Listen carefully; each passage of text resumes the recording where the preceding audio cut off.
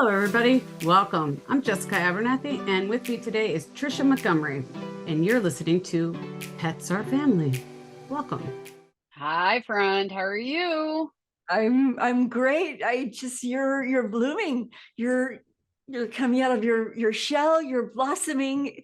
I feel like just I don't know what to say. The flowers. The flowers, the flowers. You're Well, just it's like you're. Remember those little pictures where the babies that they had the flowers and their babies would be in the flower cups and the tea things. It's like, almost like you're being, that you're coming out of the pollen and everything else like that, the seeds, the pods, whatever you want to call them. But yeah, yes, I had some drama this last week with my computer. I So do. yeah, just a little bit of drama. So I Yeah. got a new computer and I cannot for the life of me get our screen uploaded. So we're going with flowers, but now I think I'm going to put the logo on this I love that. because And I love for flowers. yeah, I know, and you like pink too. So our audience, and you may not know this, I'm going to share Jessica's story. So Jessica was a little bit on vacation, or supposedly a vacation, a couple days off, whatever. And what happened, Jessica, to you on your way? Because I think that our audience can relate to your story, because you had a couple of issues just trying to get trying to get out of Chicago and on vacation. Yeah, well, I wouldn't call it vacation, but I was working remote from another city. Let's go that route. Well, that's all we Okay. can say that. Yeah, that's a Anyway, story I'm sticking with. yeah, I'm gonna do that too. yeah, Yeah. yeah. Well, I wound up working via iPad, the Oh whole week basically. But my yeah, so I gosh. was sitting at the airport after two of my flights had already canceled before 7 a.m. And I was working on my laptop. At the airport now, they have like little countertops where you can sit there and work away all nice and quietly. And Right. some lovely lady, we're just going to call her Karen because I want to keep this kid friendly. Oh, my sister's name is Karen, and she's a nice person. Yeah, well, okay, that she's a nice person, but I'm trying to keep a kid friendly anyway. Tripped and spilt coffee all over my computer, all over it, and it instantly fried my motherboard. So my computer was instantly fried Why didn't you go running after her, Jessica? I want to know this because I was story. trying to save my computer. I was trying to get it. So I thought if I could get it off, dried off fast enough, it wouldn't ruin it. But no, I was wrong. But what else were you wearing on your foot, Jessica? Well, I have a broken ankle. So hop along here would have been like down the run, you know. So that would have been a sight for sore eyes. So hop along, just like I would Jason. give you a plan though. I wish I would have had like a camera that I could have seen what was going on. I think that would have been funny. Yeah, so needless to say, on my journeys of, when I was only supposed to be a 3 hour or 4 hour flight, with one connector, wound up being like, I wound up landing in a city that I wasn't going to, wound up going to another city that I wasn't supposed to go to. We got diverted. We aborted our landing, you know what I mean? I did it all. And I'm an ex-airline employee, you know what I mean? I worked with airlines for years. I mean, we literally did everything there was to do that day. And so I was supposed to be at my destination by 10:30 in the morning. I got there like 7:30 that night. I mean, it was just like everything that could happen. It was funny too, because I walked up to the counter and the lady's like, your flight's delayed until 5 p.m. because of a mechanical. And I'm like, well, one, you don't have the part, or two, you don't have the person here to do it. And she just looked at me and I was like, ex-airline, I know this. Oh my gosh. Oh my gosh.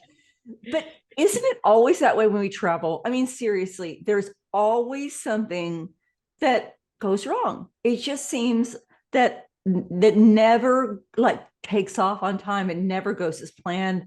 My luggage, and I think I've just read an article on this. They said that less than, I think it was 11% of baggage gets lost. And I'm like, I'm always at 11%. My luggage always gets lost. So, Right. nobody's calling me because my luggage always gets lost. So crazy. Yeah, I always carry a change of clothes in my carry-on. I always have at least a toothbrush, toothpaste, clean underwear, and another outfit just in case. Always in my bag. Well, you never know who you're going to meet at the airport either. So, you know what the heck?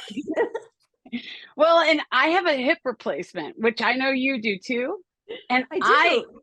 I It's set like up you're part of the senior citizen crowd because I let's see, set I up got a the food, I got a hip replacement. yeah, but I don't know about you, but I set the alarm off every I do time. too, every Yes, time. But I wear yoga pants all the time, so that way it makes it easier. Because every time I go through they're like, "Oh, ma'am, we're gonna have to pat you down, and we're bring gonna." it And on. I'm like, I wear yoga pants so you can see there is nothing here. There is nothing here. I have nothing to hide. I enjoy the attention. I enjoy the frisking. I say bring it on, you know, and you know, maybe voyeurism, you know, I'm out in the pub. Do you want to go behind the curtains? Oh no, not at all. I get the Can same you bring question. it up? Would you like to go into a room? Nah, I'm used to it by now. I mean, like, feel free, go for it. You know what I mean? You know you want to. I'm afraid to go in the room. I'm afraid of what would happen if I went in the room. You've got, honestly, I feel sorry for the employees of TSA. You've got to have fun with it. You really do. You have to be nice to them and you have to have fun with it, because if you're not having a sense of humor about it, because people get so mad about stuff. So anyway, it's just funny. Hey guys, so we're going to get back on track here. Yep, So sorry. hip So that's replacements, why that's why I got flowers in the background. There you go. hip replacements. We're going to talk about arthritis today, you know, Yeah. because we've got Dr. Christine Colaminico coming up. She's with JOPE, and that means Joy of Pets. And they have an incredible, you know, talking about arthritis and mobility. And she's just very, I mean, and her own personal journey with her dog, Pepsi. But personal, you know, hip replacement, I have arthritis. I was born with juvenile rheumatoid arthritis at birth. And so I think there are things that happen to us. We're not that old. I know I'm not that old, but there are things that happen, you know, as we age, and that you know, we need to be concerned about. And you know, and The reason I had my hip replaced in my 30s, it was a degenerative arthritis too. You know what I mean? Apparently it skipped all the generations and started with me.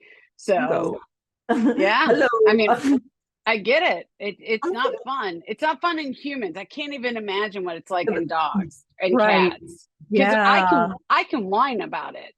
Yeah, they can't. Well, they want. Yeah, I can't even imagine just what pain that they're in too, because oftentimes we don't recognize it from a pet parenting standpoint. So let's go get Dr. Christine and let her talk a little bit about mobility and arthritis and all those good things that go into JOPE. All right, let's go. Hello, Dr. Christine. How are you? Thank you so much for joining us on Pets Are Family. Dr. Christine, this is such an honor. We've really been trying to get you on, I would say, for what, maybe 2 months now. So we're excited to have on you, because you really had a personal journey, and that led you to create something pretty remarkable, Pet JOPE. Can you talk a little bit about that? Can you talk about JOPE?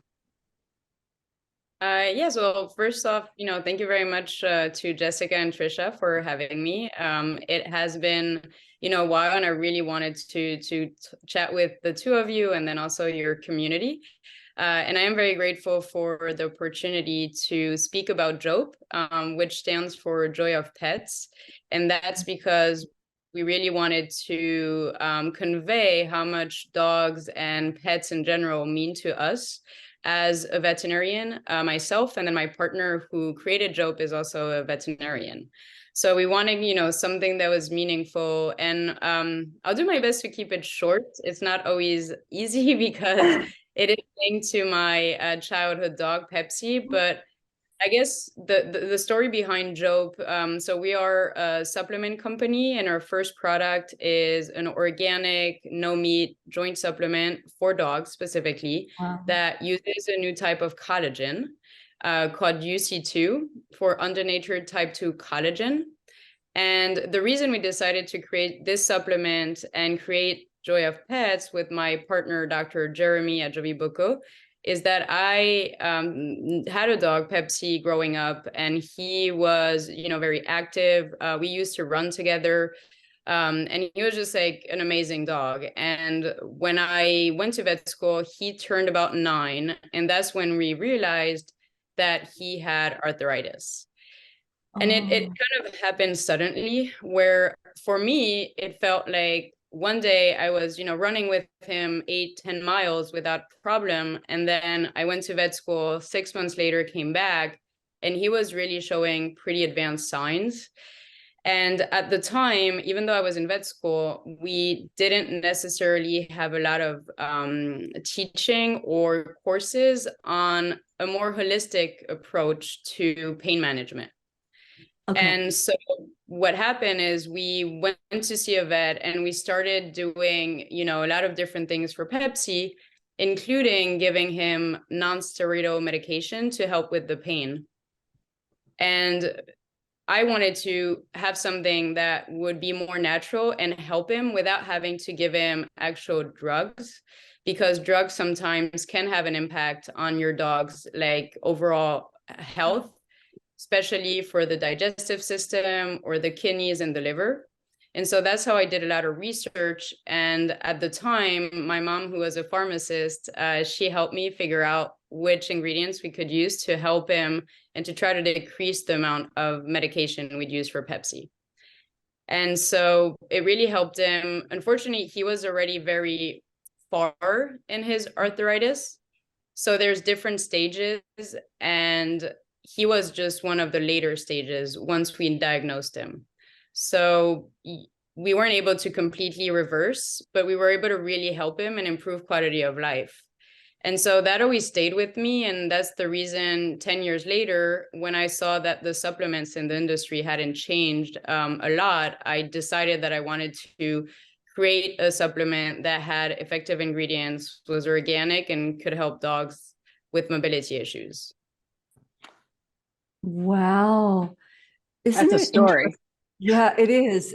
But Jessica, isn't it, and Dr. Christine, isn't it interesting how our own life experiences that lead us to create something, whether it's ourselves or our pets, whatever, that lead us down this path of a beautiful journey in helping others, right? Yeah, I agree. It's I mean, it's when you realize, the struggles that you can go through. And I feel nowadays, because your pets are family, like it's true, they're really a part of us. When they struggle, you end up struggling. And also it's, for people, I think it's good to remember that even as a veterinarian, like my path to helping Pepsi wasn't a straightforward one. Like I was in vet school, and I was, having access to all the knowledge that I was building, but yet I needed my own journey to be able to help him in a way that I thought made sense, using natural ingredients. Yeah. Did you ever feel helpless at one point? I'm a veterinarian and I've got my dog. What do I do? Did you ever at one point go, that kind of that helpless feeling? Did you ever feel that way? Oh yeah. Okay. I really did. And that's the reason, like, I did so much research. I mean, I gave you the kind of the short story, but it took a lot of mobilizing family, friends, veterinarians, talking to people in the industry to just really try to help him. And I think that was almost the hardest struggle, is feeling like I should know, and yet I wasn't able to really make a difference, at least not immediately. Like it took us months with my mom. And she was like instrumental, because, I was in vet school and she was also with him all the time. And I got to see the impact that arthritis can have on dogs and on family, because at some point he was a pretty like big dog, probably, 50 pounds. And so when he couldn't go up the stairs anymore, we had to sleep like on the floor with him in the living room downstairs. Oh, So God. yeah.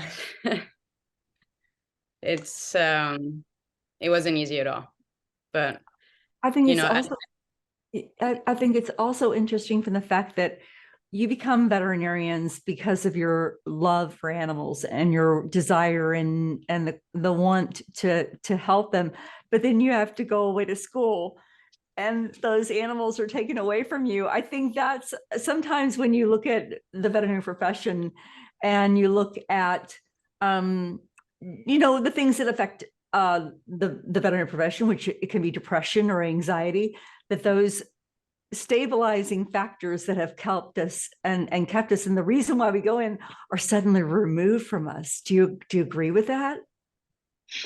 I think that's a very good observation, Trisha. And I'm guessing it's not your first time talking to veterinarians about, their unexpected life journey and struggles. And it's very accurate. I think, what is also very hard is because I think most veterinarians will agree that it is not a job, but a career of passion, where we go into it because we really care about helping animals and people, but we don't realize all the emotional component to it either. And, the life and death sometime that we need to deal with, sometime having to euthanize, and then also caring for dogs for their whole lives, which end up becoming a part of you too, and the families.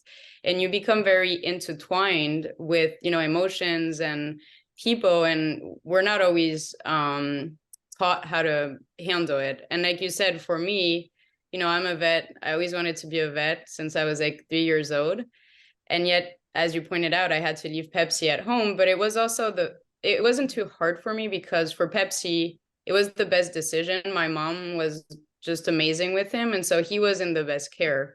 So I felt very comfortable with that. And I think that's what matters, is knowing, you're doing the right thing by them, always putting their need first versus your own desire to be with them, because sometimes it's just not compatible, unfortunately.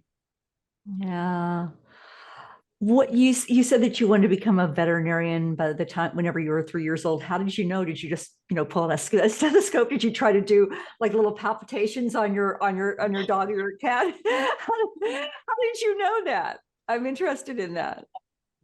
I just remember, like, all the Disneys and wanting to always like help the animals. Like I could never watch Rocks and Rookie, I think is the name, right? Of the it's the how do you call them in English? Sorry, I'm blinking. The renard the television stories shows, the stories or yeah, series? a Disney.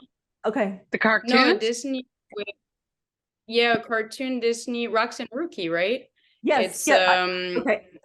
the dog and the why am I blinking? I'm forgetting the name in English, but in French it's renard.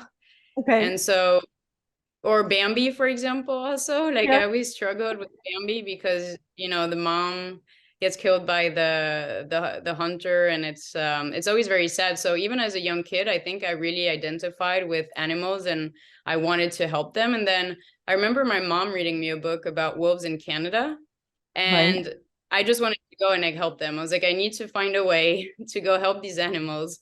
And it was the first thing I wanted to be, was like a veterinarian.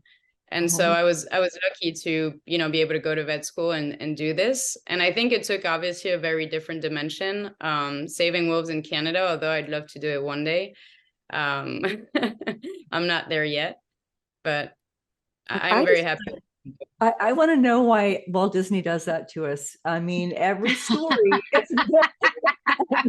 every story. It's life lessons. I think that's what it is. I think I personally think Disney is trying to teach children at a very young age how to deal with big adult issues. Really, if you think about it, you know what I mean? I really do. I think Disney is taking parenting away from all of us, and they're teaching kids life lessons that we don't want to teach them, That's a good way to phrase it. I would say that. Dr. Christine, a question for you. So you talk about mobility and arthritis. What do you think the number one issue for pet parents is? And what are some signs that they may need to know? So that's a very good question. And there's obviously in mobility, it takes on a lot of different aspects of pet care, because being mobile means having a healthy weight to be able to walk around. It means being able to actually walk and move and, just do simple things like eat, go to the bathroom, go outside. I think the number, and I had that happen to me, is when everything seems fine and your dog is happy and young and active, you just think, oh, they're going to be fine right now. They don't have anything going on. If I don't see it, it means nothing is happening.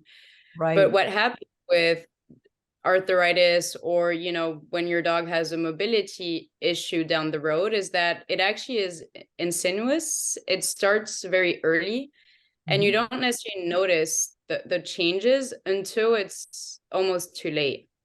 So I think one thing to really keep in mind is that in order to be proactive for your dog's mobility, start when they're very young. Like, start when they're puppies. Make sure you're giving them the right food for their growth. Make sure that you're getting them checked by your veterinarian, because some breeds have predisposition, meaning they're more likely to have mobility issues in the future. But we don't always know that, right? Right. And also, if your dog is a mix, you might not know exactly what that genetic making of your dog is, but it's probably good to know, because some dogs have, again, a higher likelihood of getting mobility issues when they age. So I think it's really keeping an eye out and starting early to make sure that you're going to delay the time where problems might happen. And possibly you could also push it so far back that you won't have to deal with that for your dog. And in retrospect, with Pepsi, I feel like, I would have loved to do that. We were running a lot, and I feel like I could have been a little bit more proactive. But at the time, I didn't know what I didn't know. So now I know. And I'll certainly do better. And he taught me so much, still teaching me every day. Yeah, those life lessons, they continue to teach us. You mentioned about breeds, that some breeds are more disposed to mobility issues or arthritis. And what are the top breeds that may experience more mobility issues for our pet parenting audience? What are those breeds that they may need to know? So another very good question, Trisha. And we have, you're really digging. You're giving me some challenge, but I won't be able to give all the breeds from the top, off the top of my head, but I can certainly speak to the most popular ones. And then also on our website, we have a lot of articles because we want to be a resource. So we're trying to educate pet parents about mobility in general, not just about supplements, which is the category we are focused on. But the breeds that are, more likely to have some sort of mobility problem later in their life are, for example, Labradors, Golden Retrievers, German Shepherds.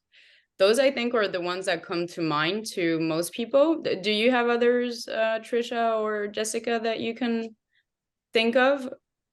I was gonna say I grew up with Old English sheepdogs, and my sister has Newfoundlands, so I'm thinking they both do, just because they're the large breeds with the hip dysplasia. So you know what I mean. So I figured they probably do, but they always get rickety.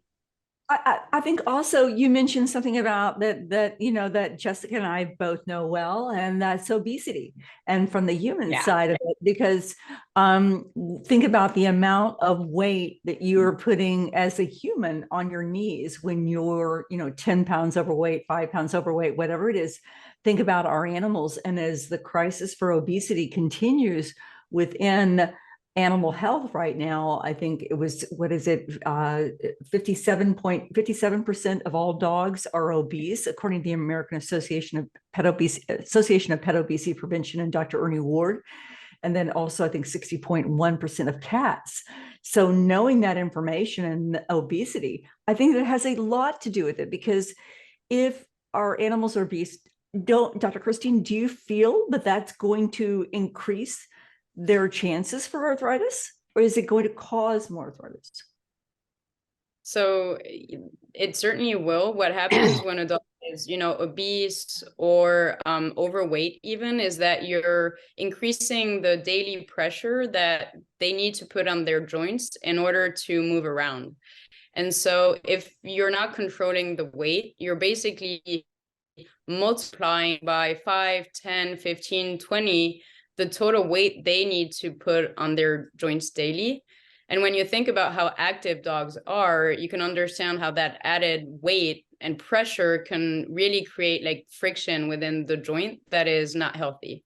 And so that is definitely contributing to it. So, and that's what we call secondary arthritis, meaning it comes because of another problem, which is in this instance, weight management. And for the other breeds that can have, joint issues, actually, Newfound hounds is how you say it in English, right? They're the number one for Newfoundland's hound. Yes, they're actually very high on the list of dogs with hip and elbow dysplasia. And then you also have the Rottweilers and Dachshunds and a few others too that are not necessarily as well known. So that's really what we want to try to make sure people understand, that it's not just the older senior dogs that are concerned, it's also the younger ones. And obesity is definitely something you want to watch out for, because that can lead to all kind of health issues for your dog, and a lot of visits to the vet. Yeah, and I think also when you think about the impact, and that was so interesting about doxies and not, and thinking about arthritis in them, probably because just think about that, but also from the standpoint of the impact that then dogs go, the front feet first, do you find that there's more happening within their front paws versus their back because they're putting more impact? Is that at all a factor? I don't know. I was just thinking about that. I'm like, I wonder if they get, I don't believe that was 10 questions, Trisha. I'm just going to call you out, girlfriend. That was like 10 questions. We always do that. Sorry, Dr. Christine, I'm going to ask you 25 questions. I'm going to expect you to remember every one that I'm going to ask you and repeat them back to me backwards. I'm like, poor girl. I'm like, oh boy. I mean, I even got lost on the third one. Sorry. Well, I think I'm going to address the one I heard last, which is the one about the front legs, or the front legs. I don't even remember now. the back limbs. I don't think it's really linked to where they put weight or how they put weight, because at the end of the day, they're going to compensate, and they're actually using their back legs to jump, like they put more pressure to jump up. On things, I think it's more depending on the type of activities they're doing, just generally speaking, their breeds too, and genetics. Like a big factor is genetics, where hip dysplasia, as you were mentioning, Jessica, is very prevalent, and then also elbow dysplasia. Like those are the most commons. And then there's all types of joints that can have problems. And it includes also the vertebral, the spine, I guess. It includes basically all the joints can be impacted by arthritis. We had a doxie growing up too. Her name was Greta. She ruled the roost, man. I don't know how we had all the English sheepdogs, and then we had Greta. I think my mom wanted a small dog. Who knows? But she wound up having severe arthritis in her back, and it actually we wound up having to put her down because of it. It got so bad that it was just, it affected her quality of life to the point where my mom just couldn't justify having her go through it anymore. But yeah, it was bad. Yeah. It's amazing. I'm always, and because I go back to humans as well, and the impact of arthritis on us as individuals, and then think about that and then combine that into our pets as well, and the pain that they have too, and the ability to take them out of pain and things that we can do. And I love what you're doing with JOPE. I really do. I think it's absolutely beautiful. I read some of the stories that you had online. You got some very beautiful stories of lives that have been changed with your product. Do you recall any of those, Dr. Christine? Because they're just absolutely beautiful. I mean, from just animals, just the transformation. I think it was I think it was Bev and Stephanie that they talked about exploring and just being able to do things. Just because, think about that, we're not able to walk, or we're in so much pain that we have to, we just rest, and being able to do things and enjoy life again. I think that's, and as a pet and as a parent.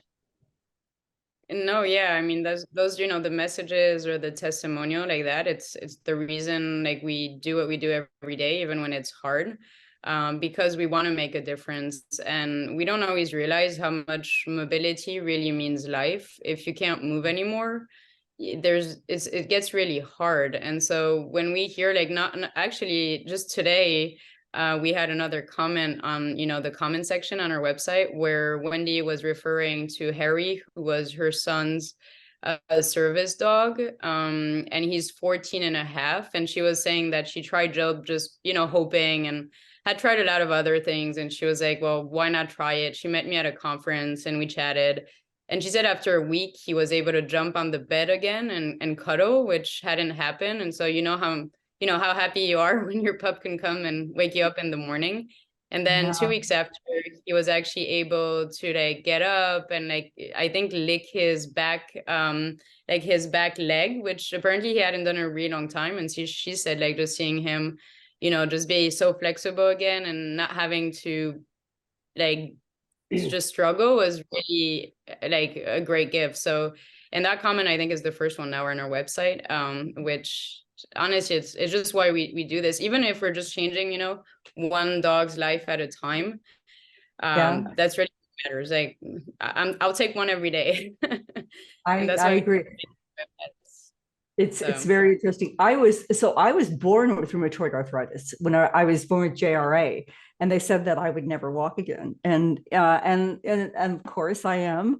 But it's really interesting that the miracles that can happen in taking care of your body and the things that happen throughout that time. But I was in a wheelchair when I was a child because of JRA, and having the ability to walk and taking care of yourself, both physically and mentally, exercise, and all those things that roll into it, taking care of your bodies as well. So I think that's so beautiful. Dr. Christine, it has been a delight to have you. Jessica, is there any questions you'd like to ask of Dr. Christine? I roll out the questions and I just keep going, and nobody uses the word in edgewise usually with me. So no, girlfriend, you got it covered. Yeah, nope, you got it covered. I have a puppy here if you want it. I could do a demo of her. We love to see puppies. We always love to see them. Yes, that'd be amazing. He's a little bit of a more senior pup, but let's see if he's gonna come. He does have actually arthritis, so his name is Batman. He's 13-year-old, and he's the pup of one of my friends who I watch when she goes away, and he's been a big fan of JOPE since we started it. So if you can come, I think, do you mind like 2 minutes just to show? We would love to see it. Take up your blur. We would love to. Let's see. Batman, you want to come? Come, Batman. Oh, yay, he's here. Do you want to say hi, Batman? Hi, Batman. Hello. Oh, hello. Look, Batman, this way. He's shy. I'm looking at the food. Oh. You paw? Do you paw? No, he just stares. Please. But he's so cute, right?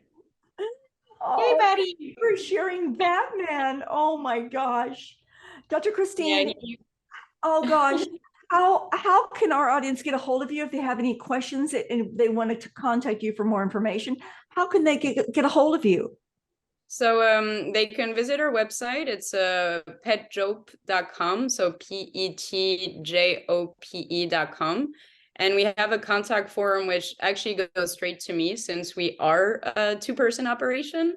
They can also email me, and my email is Christine, so my first name, @petjope.com too.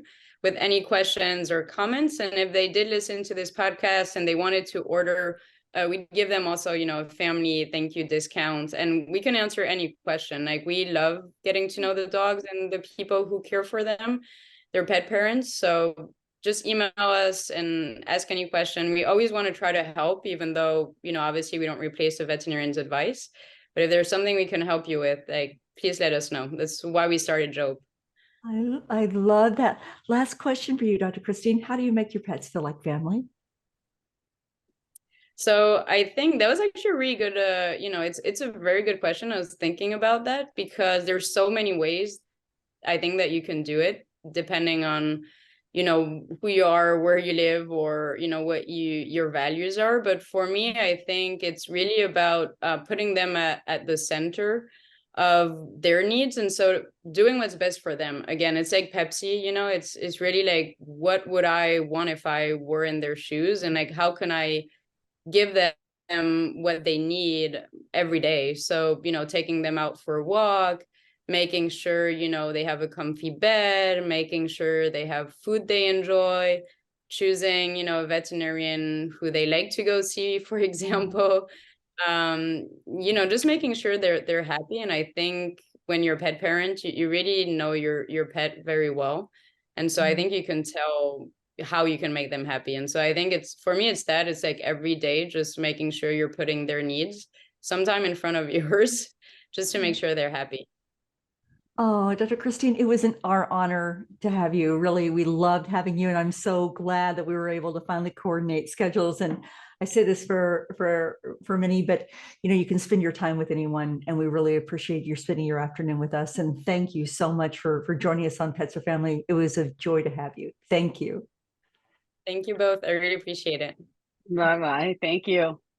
Well, there you go. You know, so they found something that they can take to help them out. I want one of those pills.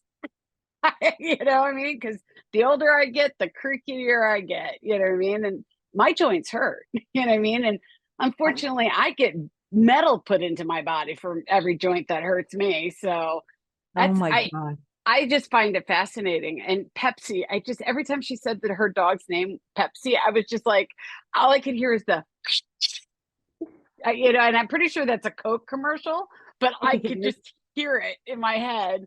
But no, I think it's awesome what they're doing. And I think there's so many people that could benefit from that.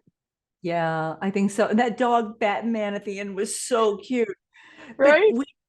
That is so adorable. But when you also think about the personal journeys that she went on, and being a veterinarian, coming, you know, she left Pepsi when he was healthy and running around, and she comes back whatever time later, 6 months later, and the dog's changed. And being a veterinarian and not having all the answers, and you know, what do you do? And that feeling of helplessness that, you know, I've got to make a difference, but what do I do? It's kind of I, as a pet parent without an NDA or an MD behind my name, you know what I mean? PVM, PVM, yeah, PVM. that too. Yeah, I have no letters, none. There is not a letter behind my name. Okay, let's go that route. I'm going to add some letters to your name. Yeah. Our next set, I will add letters. I was going to say, I'm not sure what we're going to add, but there's no letters behind my name. And for her that has letters behind her name to even say, you know, I didn't know what to do, you know what I mean? And this is her profession. Yeah. You know, I mean, it's kind of, I thought it was humbling of her, you know what I mean? Just to be like, you know, I'm going through school and my dog is suffering, and I'm absorbing all the knowledge, and I'm working with people that know this, you know what I mean? And you know, I found that very fascinating personally, because I mean, she's working with people that know all this, and she's struggling to find the right thing. Yeah, I think it's in a journey that more often than not, you know, we don't realize. And then all of a sudden it's like, okay, I've got to figure this out myself. And I think many companies get started that way or products get started that way because I want to figure this out. This is impacting my life now. This is impacting a dog or a cat that I love. Or a human that I love. That so many things come from that. So I thought that was very interesting. And you're right. It is humbling just saying, I don't know. I don't have all the answers. What do we do now? Where do we go now? And then to create something like that from an entrepreneur's standpoint, and just absolutely wonderful to do that. Yeah. Yeah. I just enjoyed her a lot. So I think it was great. So Yeah. awesome. I think it was great. So, well, I highly recommend every pet parent to go check it out. I mean, you can't start them too early. You know what I mean? The earlier you start them, the better off you're more than likely you're going to be. So, and ask, you know what I mean? So, get on there, find out the information. Let's get them going. You know, go. Let's do that. I think, and then she's going to offer a discount for our members and for the podcast listeners as well. And then Jessica, I bet if you called her, she would send some free samples to you, and then you can start taking them and you can share and let me know, or we can maybe share a sample or something like that. How about I give it to Teddy or Bin Laden? How's that? That's a great idea. Yeah, personally, no. I'll give it to Teddy and Bin Laden. How's that? I'll test it on those two. I think that's a great idea. That's a great idea. It is. I don't know why you always want me to test things out, you know? You try it first. You go first. That's gonna be that's what my letters are gonna be. Test dummy. TD. Yeah, TD, test dummy. Oh my gosh. Jessica, it has been a delight as usual. We have fun when we do this. We are human. Yes. We keep telling you guys that, but we had the best time when we were doing this. We so enjoy this. This is just something that we get to do on the sides with everything else that we're doing. But this is, we just enjoy you all and to share our humor, and hopefully you're getting to know us a little bit better. And thank you for sharing your time with us. Yeah. Yeah. All right. And as we like to say, I'm losing my voice for some reason, but as we always like to say, how do you like to make your pets feel like family? We'll see you next week. Bye, guys. We hope you enjoyed this new episode. And if you did, please leave us a review on Spotify or wherever you're listening to us today. If you want to reach out to us, feel free to find us on petsourfamily.net or any of our social channels, Facebook, Instagram, or LinkedIn. And we want to remind you, pets are family. Have a good one. We'll see you in 2 weeks. Bye, guys.